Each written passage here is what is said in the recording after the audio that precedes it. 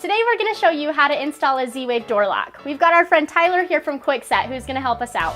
Thanks for having me. Great to be here. So our first step is to install the latch. Now Tyler, tell us, how do we know how to do this? Okay, so first you have two different bore depths on the doors. You'll have 2 3/8 or 2 3/4.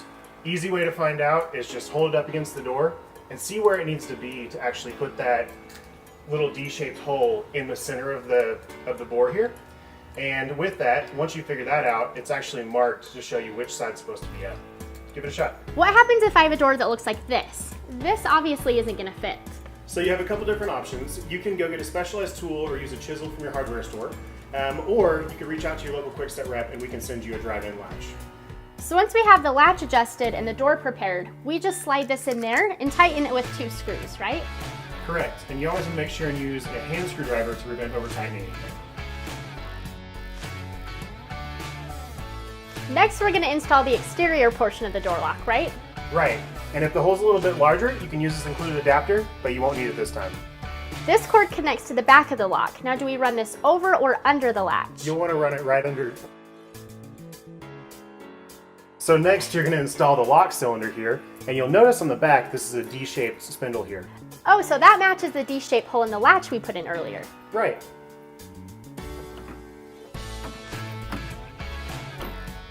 So now we'll use this back plate to hold all the exterior into place. Right, and use these 2 screws, and remember to use a screwdriver and not a drill. So we'll run the cord through this middle hole.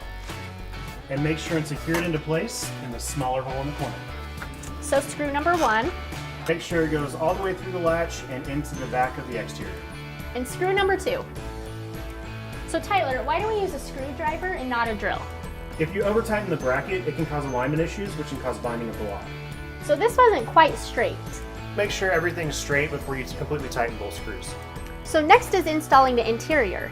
Right, but first we'll want to pair it with the IQ panel because it's a lot easier to do it before it's on the door. So you need 4 AA batteries for the lock. Make sure you use alkaline batteries, and that way you'll get the proper battery reading. So slide the battery pack in. From the IQ panel, swipe down to access your settings tray.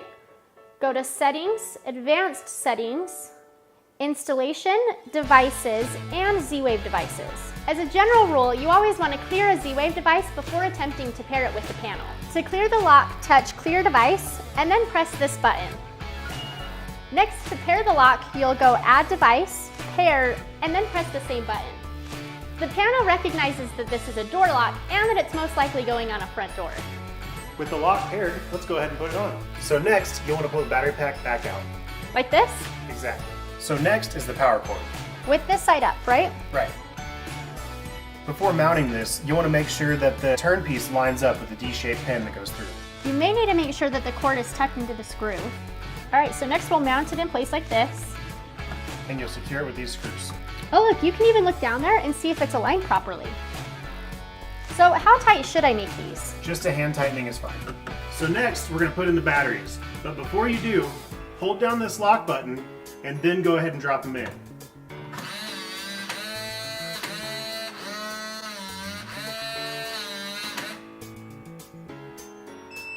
So don't let go of that button until you hear that first beep. Now, what the heck was all that noise? That's the lock figuring out whether it's going to open to the left or to the right. We call that the handing process. So last, we just slide the back plate on just like this. And that's it, we're done. Tyler, thanks so much for your help. It's been awesome. Thank you.